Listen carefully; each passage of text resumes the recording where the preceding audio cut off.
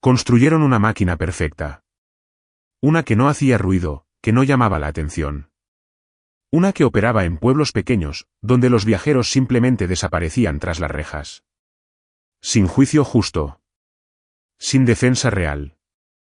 Solo cifras, y silencio. Jueces que jamás habían conocido a un hombre negro que no consideraran culpable. Oficiales que sembraban pruebas con la misma rutina con la que escribían multas de estacionamiento. Todo tan elegante, tan rentable, que funcionó sin ser cuestionado durante 20 años. Pero toda máquina tiene un punto débil. Las máquinas no distinguen entre presa y depredador. Así que cuando arrestaron a Darius Carter en una carretera desierta en Micreet, pensaron que tenían a su siguiente víctima. Lo que no sabían, era que acababan de encontrar a su verdugo. Porque Darius tenía algo que ningún otro blanco o negro detenido por esa máquina corrupta había tenido, un hermano con poder para destruirla desde lo más alto del sistema de justicia de los Estados Unidos. A veces, la corrupción no necesita un héroe. Solo necesita arrestar al hombre equivocado. Y si estás viendo esto, es porque algo en ti también quiere que la verdad salga a la luz. Así que suscríbete al canal, activa la campanita, y prepárate, porque esta historia no es ficción. Es un reflejo de lo que ocurre cuando el poder se pudre desde dentro. Darius Carter tamborileaba los dedos sobre el volante de su Mercedes S-Class. Repetía en su mente la reunión exitosa que acababa de tener. El sol de la tarde proyectaba sombras largas mientras atravesaba una carretera secundaria, siguiendo el atajo que su GPS le había recomendado. Un atajo que, supuestamente, le ahorraría 30 minutos de viaje. El vehículo deslizaba con suavidad sobre el asfalto. Elegante. Silencioso. Imponente. Darius ajustó su corbata de seda italiana con la misma precisión con la que había manejado su presentación aquella mañana. A sus 42 años, dominaba el arte de hablar con autoridad en cualquier sala de juntas. Pero al entrar al pueblo, algo le hizo sentirse incómodo. Un cartel desgastado le dio la bienvenida: bienvenido a Micreet. Población, 15,000. Ese tipo de lugares donde todos conocen el nombre de todos, y donde los forasteros destacan como manchas de tinta sobre papel blanco.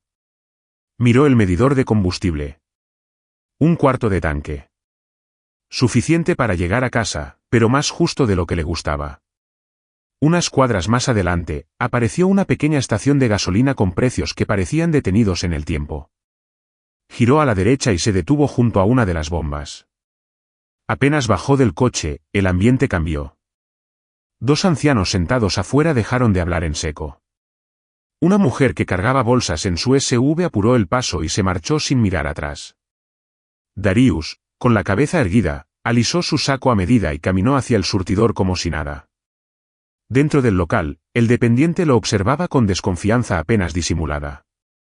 Cuando Darius se acercó, dijo con cortesía profesional: Bomba 4, y extendió su tarjeta platino. El hombre, de barba rala y mirada vacía, tomó la tarjeta como si le estuviera entregando algo peligroso. ¿De paso? Preguntó con un tono que no sonaba a curiosidad, sino a advertencia. Sí, señor.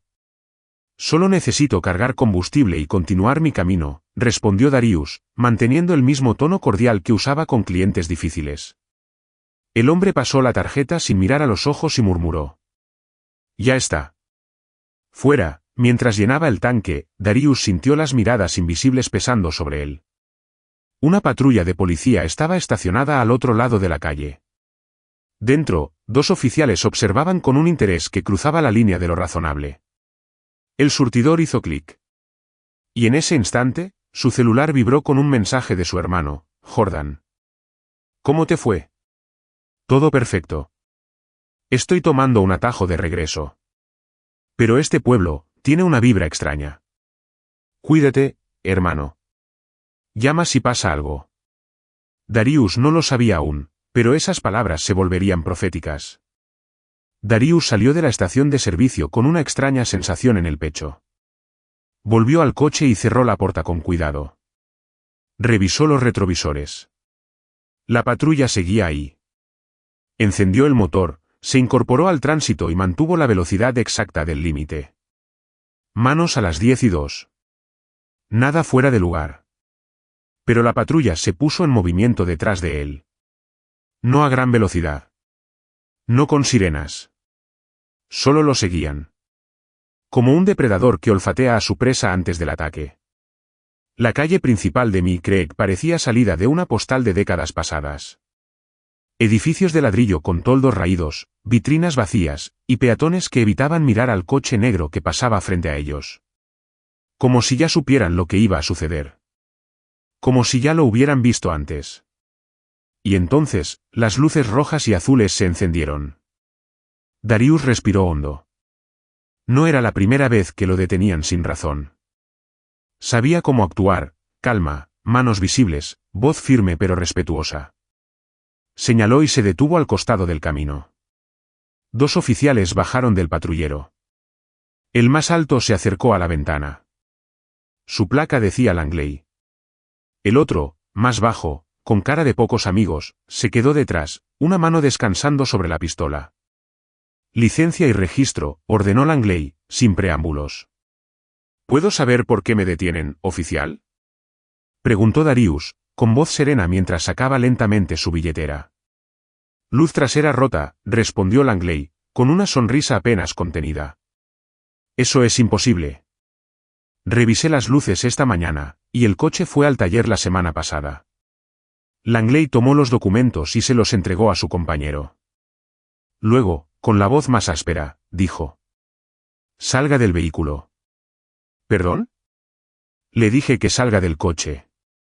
Ahora. Darius obedeció. Bajó lentamente, sintiendo el crujir de la grava bajo sus zapatos italianos. Alrededor, nadie se detenía a ayudar. Algunos coches pasaban, otros simplemente desaceleraban para observar el espectáculo. «Quiero ver esa luz rota», dijo Darius, mirando hacia atrás. Pero antes de que pudiera moverse, Langley lo empujó contra el coche. Manos en el capó. Pies atrás. ¿Todo esto por una luz trasera? Pareces muy preocupado. Tal vez estás ocultando algo más. Mientras lo registraban, el otro oficial, Decker, apareció con una pequeña bolsa de plástico. «Mira lo que encontré en el baúl», dijo, alzando la evidencia falsa como si fuera un trofeo. «Eso no es mío», afirmó Darius, sin alterar la voz. «Exijo ver la grabación de sus cámaras corporales. Ustedes no tenían causa probable ni consentimiento para abrir mi baúl». Langley soltó una carcajada seca. «Siempre lo mismo. Gente como tú, creyendo que están por encima de la ley. Hablando de derechos y constitución. Yo nunca abrí el baúl en la gasolinera». «Están mintiendo», insistió Darius. «¿Tu palabra contra la nuestra?» «Buena suerte con eso». Las esposas cerraron con un clic fuerte y frío. «Tiene derecho a guardar silencio», empezó a recitar Decker. «Están cometiendo un grave error», advirtió Darius, mientras lo empujaban hacia la patrulla. Dentro del coche, miró por la ventana. Gente mirando. Algunos con lástima. Otros, con una sonrisa en los labios. No sabían quién era él. No sabían quién era su hermano. Y eso iba a cambiar todo. Si esta historia ya te tiene con el corazón en la mano, déjanos un comentario con la palabra justicia. Y no olvides suscribirte, porque en la próxima parte vas a ver cómo lo que parecía un simple arresto, se convierte en un terremoto nacional. El trayecto hasta la comisaría fue corto, pero cargado de tensión. Darius observó todo. Calles. Señales. Edificios. Cada detalle quedaba registrado en su mente.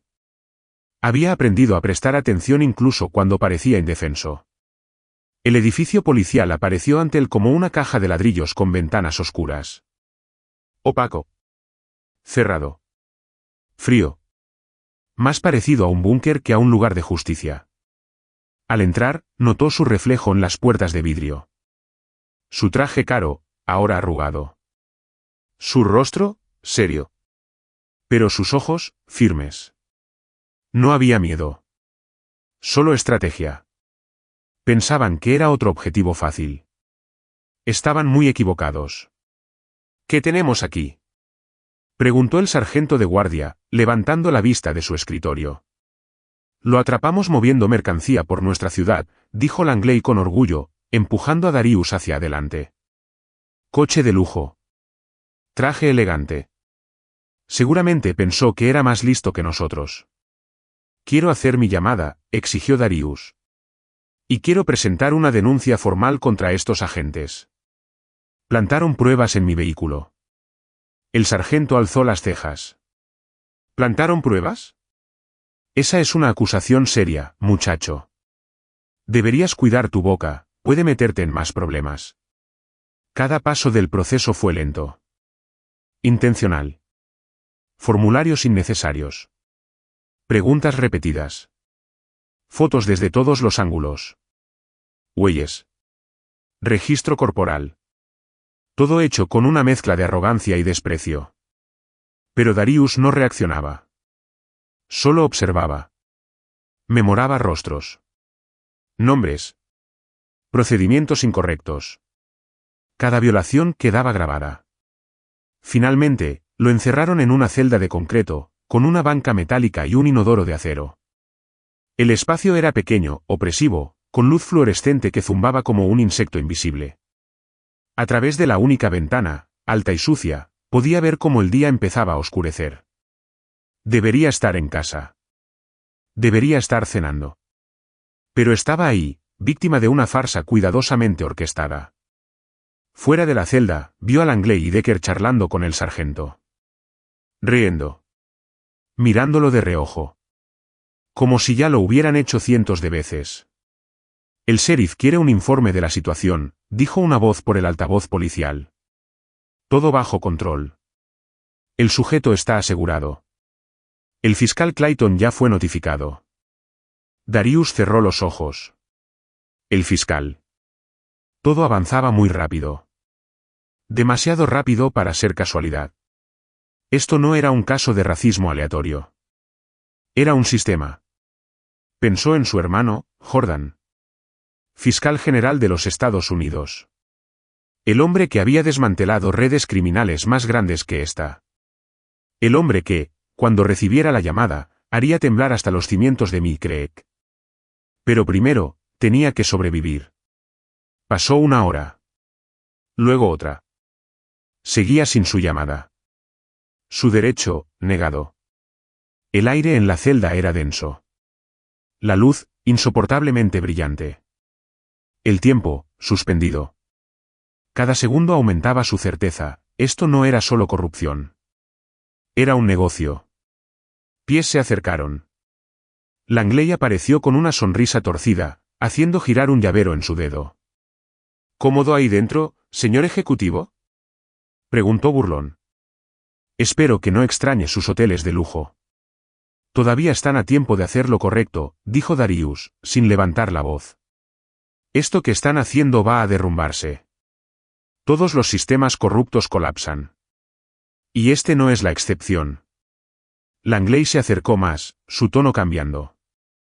¿Tú crees que con palabras bonitas vas a salir de aquí? Tenemos evidencia. Testigos. Y, con tu historial. ¿Mi qué? Tu historial, repitió Langley, disfrutando del momento. Varios arrestos por drogas. 3 estados diferentes. Darius lo miró con incredulidad. Eso es falso. Nunca fui arrestado. Están fabricando un pasado para justificar su presente. Langley sonrió, pero la duda cruzó por su mirada. Un sistema tan bien armado que incluso escribía las historias de sus víctimas antes de que pudieran hablar. Y aún no sabían quién estaba del otro lado de la línea. Si estás indignado con lo que estás escuchando, deja un comentario abajo con no más impunidad y comparte este vídeo. Porque esto recién empieza. Pasaron más horas. El ambiente en la estación cambió. Turno nocturno. Oficiales nuevos. Algunos evitaban mirar a Darius. Otros lo hacían con placer evidente. Cada gesto. Cada omisión. Todo formaba parte de un patrón. Finalmente, un oficial joven se acercó a la celda. Su placa decía Peters. En sus ojos, no había odio, solo algo que parecía, duda. Tu llamada, dijo, abriendo la celda con gesto rígido. Darius se puso de pie con calma. El sonido de las bisagras metálicas le pareció el anuncio de algo grande. Algo inevitable. Fue escoltado hasta el teléfono. A su alrededor, murmullos. Miradas curiosas. Como si supieran que esa llamada no sería común. Marcó un número de memoria. Un tono. 2. 3. Jordan Carter hablando. Hermano, dijo Darius con claridad. Me están reteniendo en la estación de Creek. Me acusaron con pruebas falsas. Y lo que encontré aquí, es mucho más grande de lo que imaginaba. Detrás de él, silencio absoluto. Los oficiales presentes se acercaron, intentando escuchar. Cuéntamelo todo, ordenó Jordan, su voz firme como una sentencia. Me detuvieron por supuesta luz trasera rota. Encontraron drogas en mi maletero. Pero nunca lo abrí. Me negaron la llamada durante horas. Me están acusando con un historial criminal que no existe. Y hay otro hombre aquí, en otra celda, que fue arrestado igual. Mismo patrón. ¿Estás bien? Físicamente sí. Pero este lugar está podrido, Jordan. Es un sistema. Pon al sheriff en la línea. Darius giró levemente. Sheriff Thomas Reynolds se acercó, con una sonrisa fingida. ¿Con quién hablo? Soy el fiscal general de los Estados Unidos, Jordan Carter, dijo la voz del otro lado. Cada palabra cayó como una bomba. El rostro de Reynolds perdió color al instante. Señor, debe haber algún malentendido. No. Lo que hay es una detención ilegal, manipulación de pruebas y violación de derechos civiles. Quiero las grabaciones de las cámaras corporales. Quiero los informes. Y quiero a mi hermano libre. Ahora. Langley, que hasta ese momento descansaba en una esquina, se enderezó como si le hubieran electrocutado. Decker dejó caer su café. Señor, tartamudeó Reynolds. Encontramos narcóticos. Fue un procedimiento estándar. ¿De verdad? Interrumpió Jordan. ¿Las cámaras funcionaban? Las pruebas estaban a la vista. Porque si no, están todos en la cuerda floja. Y créame, si a mi hermano le pasa algo, incluso una cortada, los haré responsables personalmente. El sheriff tragó saliva. Sus manos temblaban. Aseguraremos su bienestar de inmediato. Una cosa más, dijo Jordan antes de colgar. Cada oficial involucrado en este arresto está ahora bajo investigación federal. Piensen bien en sus próximos pasos. La cooperación podría ser su única salida. La llamada terminó. El silencio fue absoluto. Darius fue escoltado de regreso a su celda. Pero esta vez, nadie lo empujó. Nadie se burló. De hecho, se alejaban de él como si llevara una bomba atada al pecho. A través de la ventana, vio al joven oficial Peters correr hacia una computadora. Poco después, las órdenes empezaron a llegar. «Sáquenlo de esa celda», gritó Reynolds. «Y que alguien busque al fiscal Clayton». La estación entró en caos. Archivos desaparecían. Papeles volaban. Teléfonos sonaban sin parar. Todo había cambiado. Y solo había sido una llamada. Si llegaste hasta aquí, comenta abajo, una sola voz puede cambiarlo todo. Y no te vayas, porque en la siguiente parte, los engranajes de esta maquinaria corrupta, comenzarán a romperse uno por uno. El rostro de Darius seguía sereno mientras lo trasladaban a una sala de entrevistas. Ya no estaba en la celda. Ahora lo escoltaban con café en la mano y disculpas en los labios. La transformación era casi cómica. Unos metros más atrás, el fiscal Clayton llegó a la estación. Su traje aún impecable, pero su rostro, no. Comenzaba a entender la magnitud del desastre.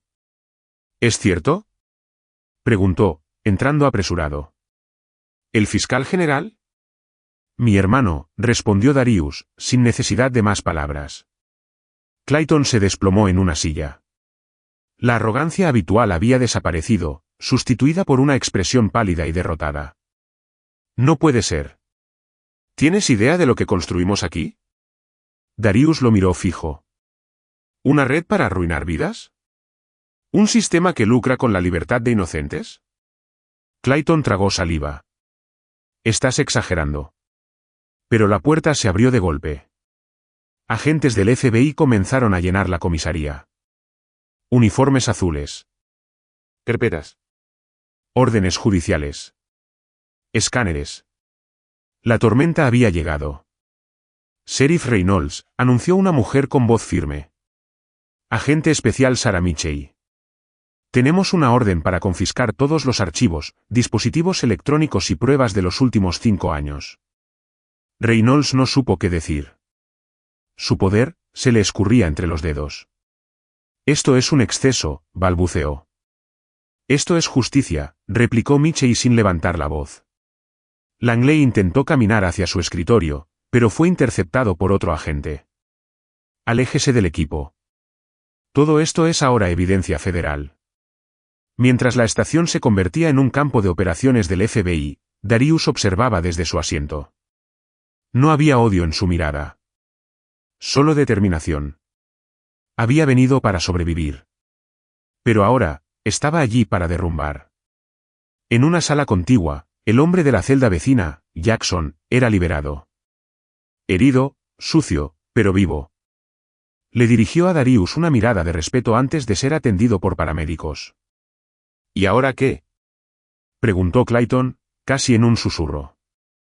Ahora, respondió Darius, ustedes rinden cuentas. Mientras los federales sellaban oficinas y recopilaban datos, algunos oficiales de MICREEC comenzaron a quebrarse. Uno lloraba en su escritorio. Otro gritaba, alegando haber sido forzado. Pero era tarde. La red había sido expuesta. Y no solo se trataba de una ciudad. Mitchell examinaba documentos cuando encontró algo alarmante. Los arrestos aumentaron justo antes de las revisiones de financiamiento federal, murmuró. ¿Coincidencia? Preguntó alguien. No, dijo ella. Es un patrón. Un joven agente se acercó con un portátil. Encontramos una carpeta oculta, informó. Tablas con cuotas. Gráficas de rentabilidad. Estaban calculando el valor de cada arresto. Los oficiales no solo perseguían sospechosos. Perseguían cifras. Activos. Bienes incautados. Cada detenido era un número en una hoja de Excel. Justicia convertida en plan de negocios. Mientras los agentes se organizaban para la siguiente fase, Darius volvió a mirar por la ventana. Ya no había miedo en los rostros que lo rodeaban. Había temor. De otro tipo. El que sienten los culpables cuando entienden que fueron descubiertos. Y esto era solo el principio. Comenta Abaiso, la justicia no se vende si crees que este tipo de corrupción merece ser expuesta en cada rincón del mundo. Y quédate cerca, porque en la próxima parte, los nombres grandes empezarán a caer. Las horas siguientes fueron un desfile de verdades que nadie en MICREEC quería enfrentar. El fiscal Clayton fue interrogado. Su actitud, ahora completamente distinta. Sudaba. Tartamudeaba. Sabía que la red que ayudó a proteger se estaba derrumbando, y buscaba desesperadamente una salida. Podemos negociar, dijo a los federales. Tengo información, nombres, cuentas. Solo necesito protección. Mientras tanto, Darius revisaba documentos junto a agentes del FBI. Todo estaba registrado, cuotas mensuales de arrestos, valores estimados de propiedades a confiscar, incluso una lista de objetivos ideales, basada en raza, ocupación y vehículos de lujo. Convertiste a la justicia en un negocio, le dijo Darius a Clayton al reencontrarlo en el pasillo. Yo solo, seguía órdenes, susurró el fiscal. Entonces empieza a hablar. Porque tus jefes están a punto de caerse también. En otra sala, el sheriff Reynolds estaba al borde del colapso. Agente Mitchell lo confrontaba con pruebas que no podía negar, autopsias alteradas, cámaras desactivadas, testigos silenciados. ¿Y Marcus Wright? Preguntó Mitchell, colocando una foto sobre la mesa. Hombre de negocios. Detenido aquí. Murió bajo tu custodia. Dijiste que fue suicidio. Pero las imágenes dicen otra cosa. Reynolds bajó la cabeza. No tuve opción, susurró. Me mandaron fotos de mis nietos. Sabía que si intentaba salir del juego, iban a hacerme daño. En ese momento, un oficial joven irrumpió en la sala. Interceptamos una llamada desde el teléfono fijo de la estación. Un contacto directo con Regional Resource Management, dijo, mostrando registros. Están activando algo llamado Protocolo Cero. Michei palideció. Eso significa destrucción de pruebas. Limpieza. Asesinatos. Sin perder tiempo, se emitieron órdenes de protección para todos los testigos clave. Lisa Parker, la asistente de Clayton, aún estaba declarando, sin saber que había sido marcada como objetivo. Darius y Jordan, reunidos en otra sala, revisaban correos encriptados recién desbloqueados por el equipo cibernético del FBI. Mira esto, dijo Darius. DRM Fast2, expansión nacional. Modelo de Microek replicado en 50 jurisdicciones. No era un accidente, dijo Jordan, apretando los dientes. Microek era solo el prototipo. Tenían planes de escalarlo a todo el país. Mientras analizaban los correos, el caos estalló fuera de la sala de entrevistas. Un oficial de correcciones, desconocido por el equipo local, intentó acercarse a Lisa Parker. Llevaba la mano bajo la chaqueta. Darius lo vio. También lo vio Jackson, ahora revelado como agente encubierto del DOJ. El movimiento fue rápido. Preciso. Jackson lo derribó en segundos. Al revisar su chaqueta, encontraron una jeringa con una dosis letal. El método perfecto para simular un ataque cardíaco. ¿Quién te envió?, gritó Michei. No tienen idea de con quién se metieron, fue todo lo que dijo el hombre, antes de cerrar la boca con una sonrisa. Lisa estaba pálida, temblando. Me iban a matar, susurró. Trabajé años con ellos. Sé todo. Y por eso, dijo Darius con voz firme, ahora eres la clave para destruirlos. Agentes irrumpieron en la oficina de Clayton justo cuando intentaba alimentar documentos en la trituradora. Entre ellos, pagos a jueces, contratos con prisiones privadas y un archivo titulado Demografía Objetivo. Mientras tanto, el joven oficial Peters reveló algo más. Hay una lista de casos antiguos. Suicidios. Todos detenidos que se resistieron, todos con activos importantes, todos minorías. ¿Cuántos?, preguntó Michei, con la voz helada. 17, respondió Peters. En solo 3 años. Michei lo supo al instante. Esto ya no era solo corrupción. Era asesinato sistemático. Y la máquina estaba empezando a colapsar. Si aún estás aquí, comentan, la verdad siempre sale a la luz. Y quédate, porque en la última parte, la red completa finalmente se va a romper. El poder se cortó de repente. La estación entera quedó sumida en oscuridad, interrumpida solo por las luces de emergencia. Los monitores parpadearon. Los teléfonos murieron.